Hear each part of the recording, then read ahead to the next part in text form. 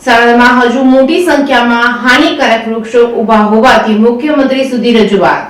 સાણંદ સહિત રાજ્યમાં વન વિભાગની તમામ નર્સરી અને વાવેતરમાં વિદેશી પ્રજાતિના કોના પાલ્સ રોપાના ઉછેર પર રાજ્યના અગ્ર મુખ્ય વન સંરક્ષકે ગત તારીખ 26 સપ્ટેમ્બર 2023 ખાસ પરિપત્ર કરી પ્રતિબંધ ફરમાવવામાં આવ્યો હતો. વળી સાંસદ પંથકમાં હજારોની સંખ્યામાં કોના પાલ્સના ઝાડ ઉભા છે, ત્યારે સાણંદમાં 3 વર્ષની બાળકીને કોના પાલ્સ ઝાડની અસરથી ઇન્ફેક્શન હોવાના આક્ષેપ એક પિતાએ કર્યો છે. મુખ્યમંત્રીને કોના પાલ્સના ઝાડ નાશ કરવા રજૂઆત કરી હતી. સાણંદ શહેરમાં એક પિતાએ તેઓની 3 વર્ષની બાળકીને છેલ્લા 6 મહિનાથી શરદી ખાંસીનું ઇન્ફેક્શન કોના પાલ્સના ઝાડના કારણે થયું હોવાના આક્ષેપ કર્યા હતા. બાળકીના પિતાએ વધુમાં જણાવ્યું હતું કે તેઓના ઘર પાસેના ખાનગી પ્લોટ સહિત આસપાસના વિસ્તાર તેમજ બોપલની ખાનગી શાળામાં બાળકી અભ્યાસ કરે છે, ત્યાં અનેક કોના પાલ્સના ઝાડ છે. કોના પાલ્સ ઝાડથી શરદી, ઉધરસ, અસ્થમા, એલર્જીના રોગ થવાની શક્યતા હોવાનું પણ વન વિભાગે એક પરિપત્રમાં ઉલ્લેખ કર્યો હોવાનું ઉમેર્યું હતું. આ ઝાડ કેબલ અને ડ્રેનેજને નુકસાન કરે છે, છતાં પણ આ સાણંદ વિસ્તારમાં આરોગ્યને હાનિ કરતા ઊભા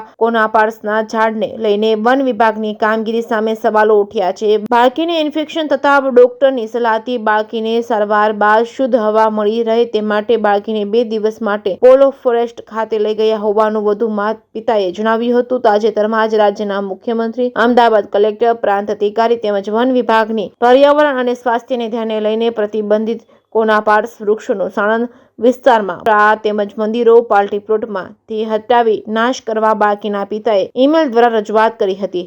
રિપોર્ટિંગ બાય અફઝલ ખાન પઠાણ સાથે બહેલોલ મલેક, સાણંદ.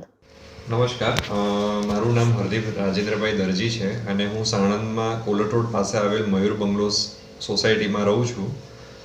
આમાં સમસ્યા એ હતી મારી કે તારીખ 22/6/2023થી મારી 3 વર્ષની જે દીકરી છે એને શ્વસન સંબંધિત સમસ્યાની બહુ જ તકલીફ થઈ રહી છે. કફ, કોલ્ડ એની બહુ જ પ્રોબ્લેમ થઈ રહી છે. એટલે અમે એમના રેગ્યુલર જે ડૉક્ટર હતા, એમના પીડિયાટ્રિક ડૉક્ટર જે હતા એમને અમે બતાવેલું અને લગભગ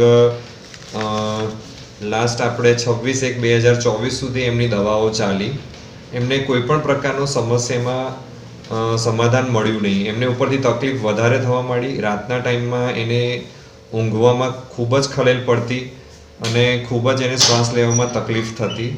એટલે અમે અક્ષર પલ્મો કેર જે બોપલમાં આવેલું છે, એમના જે ડૉક્ટર જે છે ડૉક્ટર જયકુમાર મહેતા, એમનો અમે ઓપિનિયન લીધો એક્સપર્ટ ઓપિનિયનના હિસાબે. અને એમણે સમ ઓફ દવાઓ અમને સજેસ્ટ કરી અને સમ ઓફ દવાઓ એમણે પ્રિસ્ક્રાઇબ કરી. એનાથી અત્યારે હાલમાં એની પરિસ્થિતિ સારી તો થઈ જ ગઈ છે, પણ 1 મહિના સુધી મારા દીકરીને નેબ્યુલાઇઝર્સ આપવા પડ્યા, એને એન્ટીબાયોટિક્સ આપવી પડી અને ઘણી બધી સમસ્યાનો અમને પણ સામનો કરવો પડ્યો અને એને પણ સામનો કરવો પડ્યો. એના પછી મારા ધ્યાનમાં એક સરકારનો 9મા મહિના 2023માં કરેલો પરિપત્ર ધ્યાનમાં આવ્યો. એ પરિપત્રની અંદર એ ક્લિયર એન્ડ કટ લખેલું છે કે આ કોનોકાર્પસ જે વિદેશી વૃક્ષ જે છે એનાથી શ્વસન સંબંધિત તકલીફો થવાની શક્યતા હોય છે. હું જે જગ્યાએ રહું છું મારા ઘરની પાછળ જ સોમનાથ પાર્ટી પ્લોટ આવેલો છે, ત્યાં પણ આ કોનોકાર્પસ લાગેલ છે. અને એ જે એપોલો કિડ્સ જે સ્કૂલમાં ભણી રહી છે અત્યારે હાલમાં, ત્યાં પણ કોનોકાર્પસના વૃક્ષો લાગેલા છે. ફક્ત મારી દીકરીને જ સમસ્યા નથી, બીજા ઘણા બાળકો ત્યાં એના સાથે ભણે છે. એને ફ્રિકવન્ટલી 6 મહિનાથી શરદી, ખાંસી, ઉધરસની સમસ્યા રહે જ છે એને.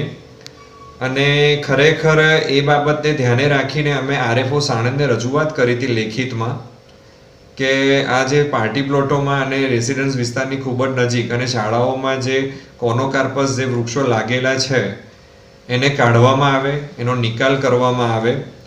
પણ એમણે એવું કીધું અમને કે અમારે કોઈ નોટિસ આપવાની ના હોય, અમે ફક્ત એમને કહી શકીએ.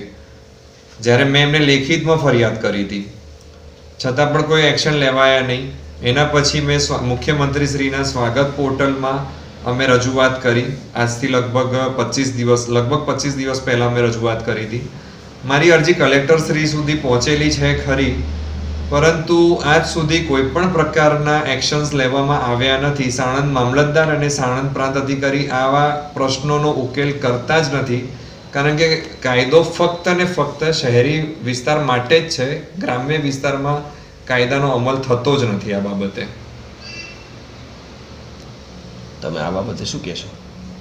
મારી સરકારને આ માધ્યમ થ્રુ એક રજૂઆત છે કે કાયદા ખરેખર સરકાર બનાવે છે, પણ એને અમલમાં પણ લાવવા માટે સરકાર કડકપણે પગલાં લે.